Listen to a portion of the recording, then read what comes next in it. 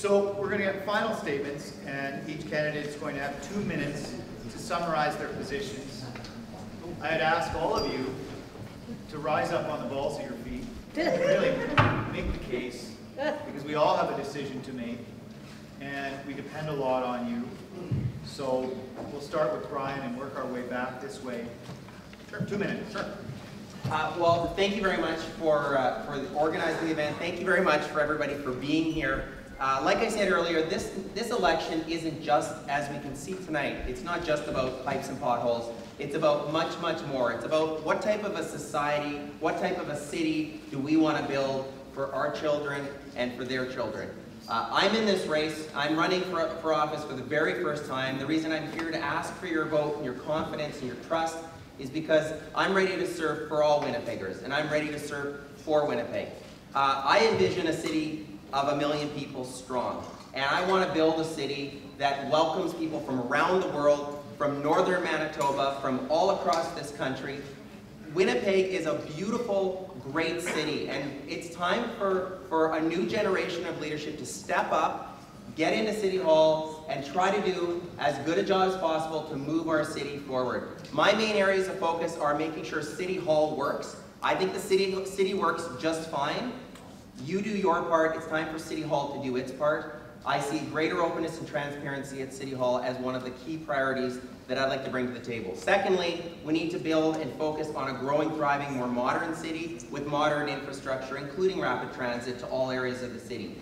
Thirdly, we need to build stronger and safer neighborhoods.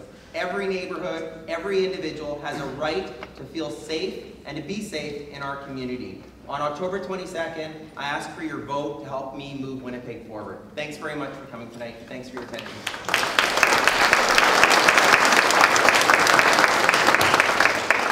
Mr. Fillion, 2 minutes. What my aim for the city government of the city of Winnipeg is to be the most respectable government in Canada that truly represents its people. I plan to build a new relationship with key leaders in the community of both region and people. Together with a sense of respect and love, the city will see change in the quality of life. I have both a wishbone and a backbone to attain this. Voilà quelques années, mon partenaire et moi avons visité Hiroshima au Japon. Après que nous avons visité le musée de la bombe, le guide nous avait donné ceci, une grue pliée faite en papier. Ceci est l'histoire, une histoire vraie. Une petite fille au nom de Sadaki, vivait à Hiroshima durant la Deuxième Guerre mondiale. La bombe a explosé. Elle vivait à peu près 1 kilomètre du centre de l'explosion. 9 ans plus tard, elle commença à développer des bosses. Sur ses jambes, on développait des cystes violets. Elle avait la leucémie.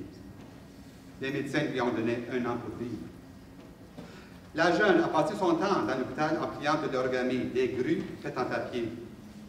La légende indique que si l'on plie 1000 de ces grues, une personne recevra le cadeau des dieux. Naturellement, pour elle, le cadeau était de vivre. Elle a plié 644 grues. Malheureusement, elle était trop faible pour en plier d'autres. Elle est morte le 25 octobre 1955. Pour les funérailles, la famille a complété le 1000 pour elle et les 1000 ont été enterrés avec elle. Une statue de Sadako que j'ai vue devant mes yeux a été érigée à ce musée en 1958. Elle tient une de ces grues dans ses mains. Chaque année, il y a une célébration devant cette statue sur la journée d'Aubon. Des milliers de personnes posent au pied de la statue ces oiseaux faits en papier. Le scénario était très émouvant. There is a lesson to be learned from this story, that never to lose hope, even in dire situations. Our city needs fixing in several different ways. Some of them are not even mentioned in my campaign, but we will start with this. My partner mentioned to me that I use the term love too much in my campaign. I love you. I told him, without the mayor loving its citizens, and without the citizens loving their mayor, nothing will be attainable, nothing will happen. Love is the start, and we will build from there. Dire situations will fade and eventually disappear. The quality of life will augment. My city is your city. My journey is your journey, body and soul. Thank you.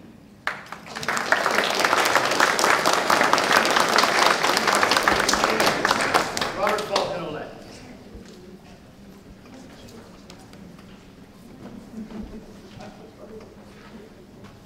So thank you very much for having me here tonight. I really appreciate the opportunity to speak.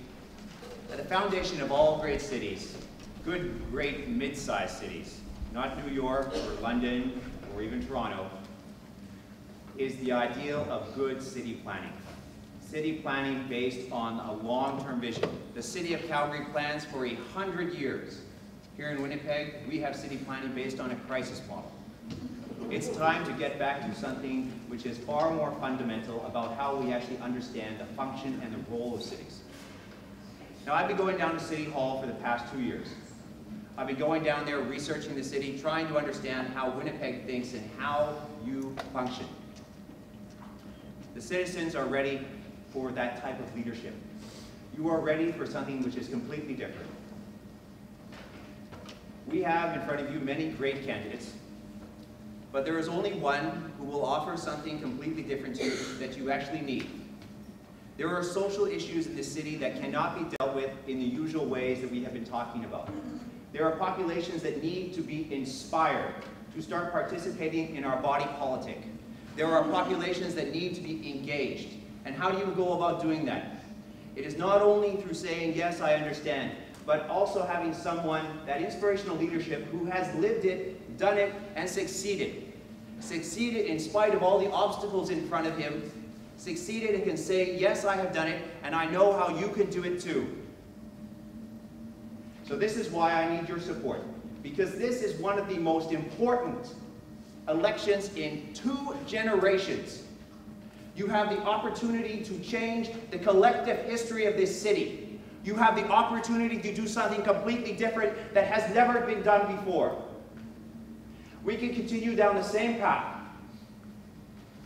or we can seize the destiny that was decided for us by Louis Riel about a city which was united in common cause, a city which was built upon the ideal of it didn't matter who you are, your creed, your color, nor your religion, but that all that mattered was that you wanted to work hard and that you could build the life for yourself and your family.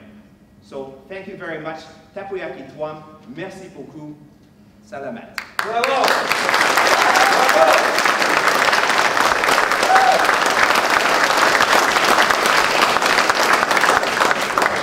David Sanders. I'd first like to congratulate the many groups who worked together to create this evening, to bring us all together, to ask the questions you've asked. And I think I owe some answers to some of you whose questions were not asked. I agree that we should be doing the small things right, like having visible numbers on buildings. I believe we should form the Winnipeg Food Policy Council and follow the Food Matters Manitoba Food Charter, which I signed. And I believe we should keep all of our green space and certainly our golf courses as parks, zoned as parks, and green spaces we need more, not less. Thank goodness that the law requires a 2/3 majority of council to dispose of parks, and there was not quite 2/3 available for that before, and I'm sure come November we will not have to worry about a 2/3 majority disposing of our golf courses. So thank you for those who asked those questions, and I think that probably everybody in front of you would agree with them. Very quickly, I'm running because I think, first of all, we do have to overhaul City Hall. The senior management and the council have been behaving in a seriously wrong way. There's been misconduct, mismanagement. In fact, a lot of the matters are now before the RCMP for investigation. I believe we need to fix decision-making at City Hall in order that we can do all of the wonderful things that you'd like to see us do. And I believe that my own background in knowledge of government and the city means that I'm probably the best person to deal with this on day one. And that's what I intend to do. And when we do that, the next thing will be to deal with the first budget, which is going to be very difficult. And after that, then all of the good things, the wonderful things, which there's consensus on. You wouldn't have had consensus on these things 5 years ago or 10 years ago. progress here, then we can begin to get on with that. And I look forward to helping make that happen. And it's nice to be back next to our place.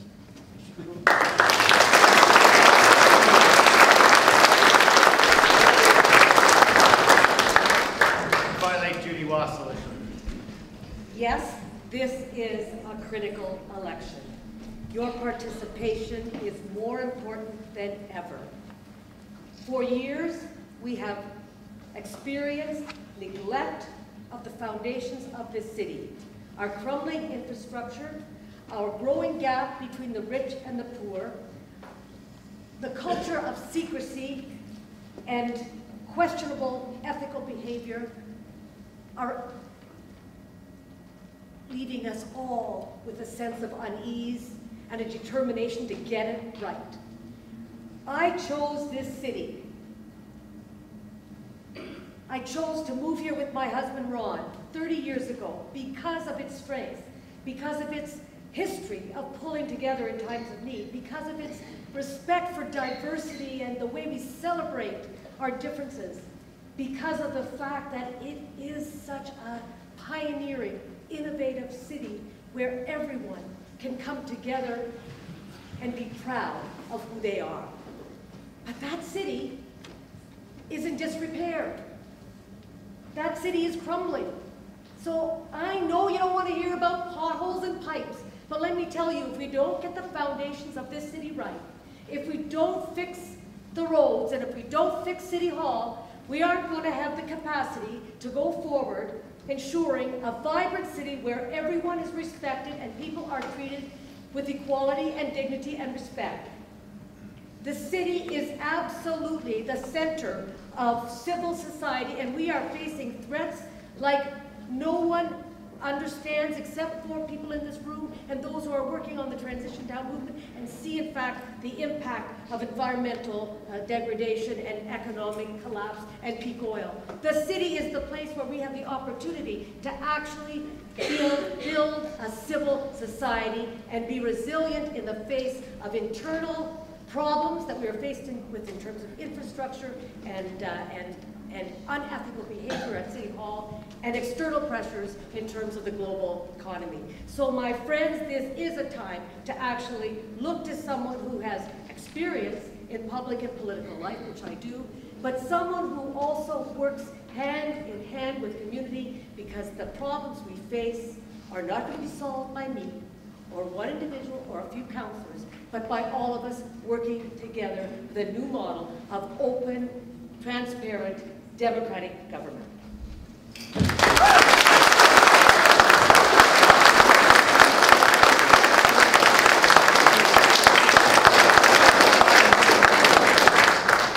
I do a lot of these. This is a good one. I'd say this to you. You guys make me proud to be a Winnipegger. You're a great, great crowd, and I really, really mean that. I look around here, and you packed it out. You had smart questions, and you look like you care. And I'd ask you to go out and tell everybody you know to vote in October. It's important. It really is. And I don't care who you vote for. Vote. Congratulations. Have a great night.